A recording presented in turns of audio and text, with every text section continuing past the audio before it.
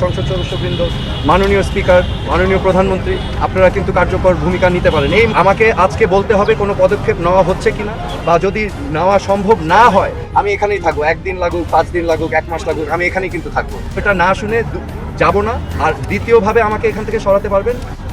অবশেষে সংসদ ঘেরাও করে কঠোর অবস্থানে সোহেল তাজ। আওয়ামী লীগ নিষিদ্ধের প্রতিবাদে সংসদ ভবনের বাইরে প্লাকার্ড হাতে বিএনপিকে দিলেন কঠিন হুঁশিয়ারি।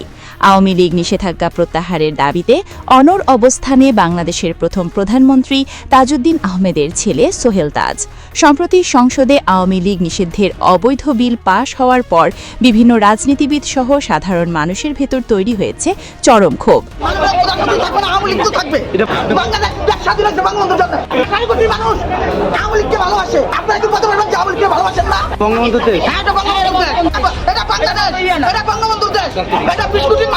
এদিকে আওয়ামী লীগ নিষিদ্ধ নিয়ে চরম হতাশা প্রকাশ করেন সোহেল তাজ।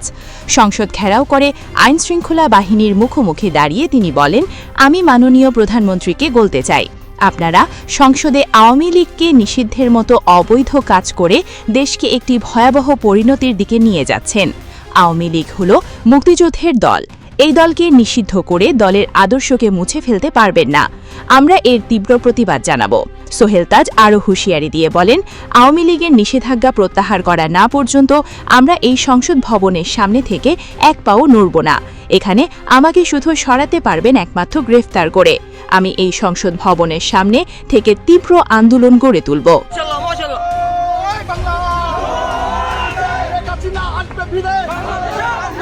বাংলাদেশে বীরের বেশে